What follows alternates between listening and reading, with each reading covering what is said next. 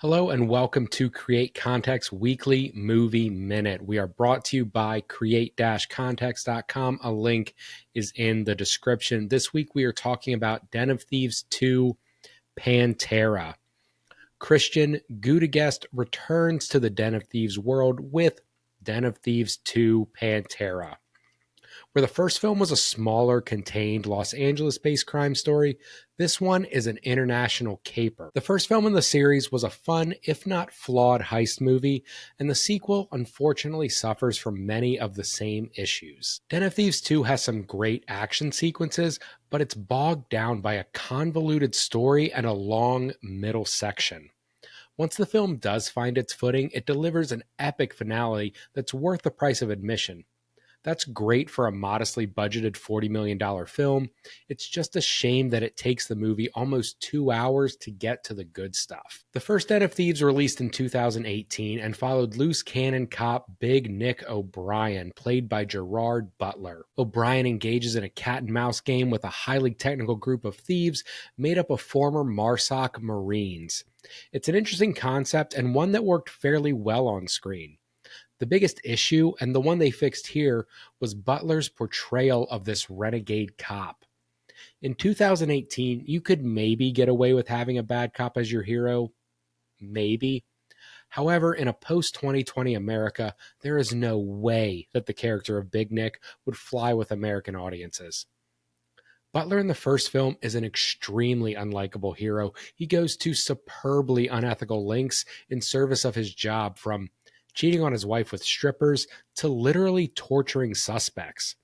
It was a rough watch in 2018 and downright appalling now, but Den of Thieves 2 wisely decides to tone down O'Brien's more manic traits and turn him into this fun-loving rogue rather than a borderline psychopath, and they do that by actually having him turn heel and become a bad guy. The big twist that's spoiled in the trailers is that this time O'Brien is one of the baddies. Fed up with his failed marriage and parsley LASD salary, Big Nick decides he's going on Donnie Wilson's next heist.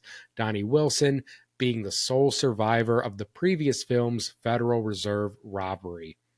O'Shea Jackson Jr. plays Donnie Wilson, and he's back delivering the same performance that we've come to expect from the famed rapper's son. He's not terrible, but he's never great.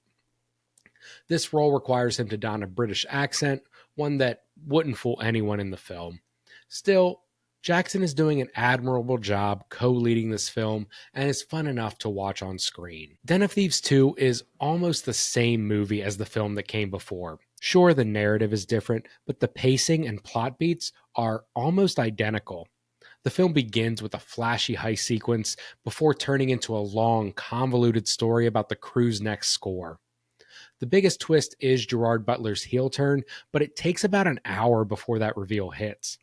It's another solid 40 minutes of planning and exposition before we get to see the main heist proper, and by that time, you'd be forgiven for being confused about what they are all after and why. When the heist finally does begin, the film becomes exponentially more exciting. Gudegest began his career directing music videos, and he has a knack for shooting stylish, intense sequences.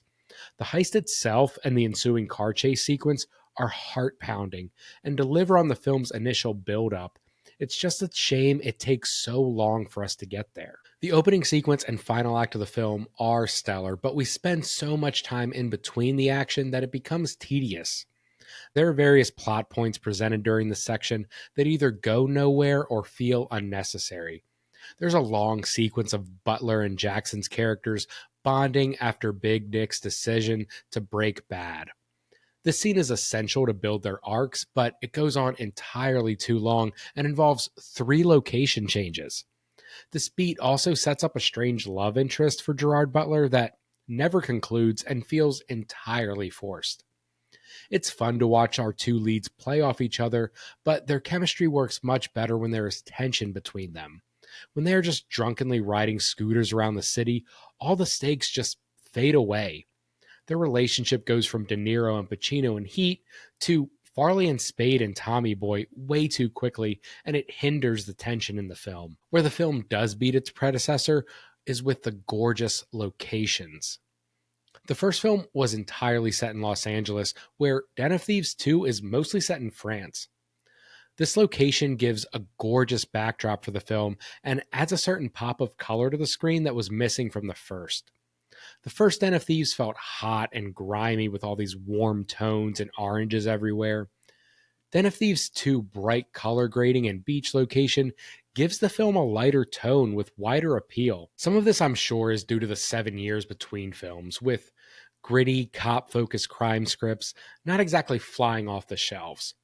All of this, though, actually works in the movie's favor, and it makes it closer to Michael Bay's Ambulance that came out in 2019 than Michael Mann's Heat. Den of Thieves 2 is not a film or a franchise I think anyone was clamoring for.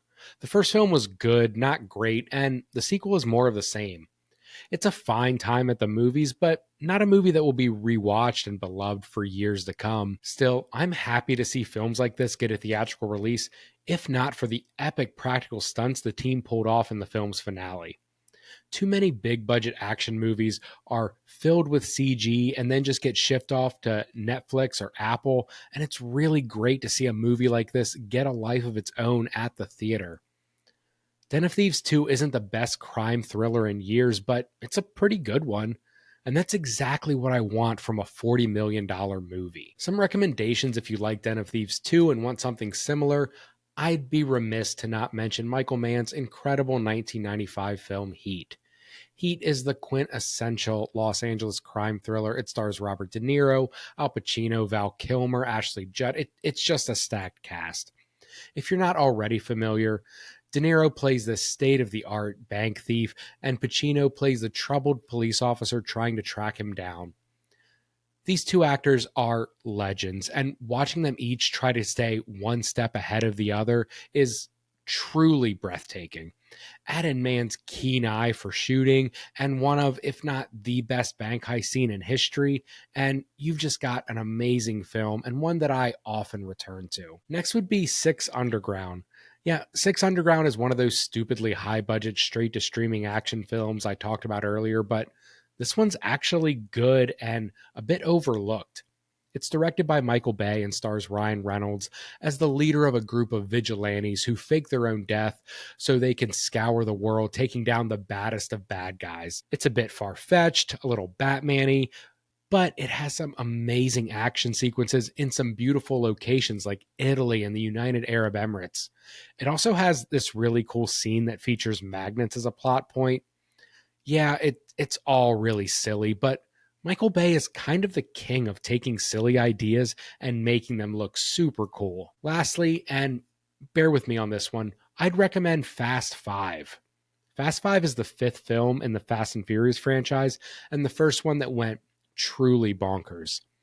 If your memory's a little hazy, this is the first one with The Rock, and it ends with Vin Diesel and his team dragging two giant safes through the streets of Rio. This film is ludicrous, not just because it brings back Chris Ludacris Bridges to the family, it's just truly bonkers, but bonkers in a good way. This was the turning point from the franchise when it went from a crime movies that featured cars to superhero movies where the cars are the superheroes. I recommend it because Den of Thieves 2 feels much lighter than its first film, and it's interesting to see how film series slowly, or in the case of Fast 5, Fast and Furiously, go from grounded stories to higher and higher stakes. But Den of Thieves 2 actually bucks this trend a bit, with the main heist here being much less complicated than the first. However, Den of Thieves 2 still manages to lighten the tone while upping the stakes and keeping the story grounded. It's a noble feat and one that few franchises can pull off, so kudos to them. Thank you guys so much for watching the Weekly Movie Minute. We'll be back on Tuesday with a Criterion 40 on Tokyo Story, and we'll be back next Friday with Wolfman.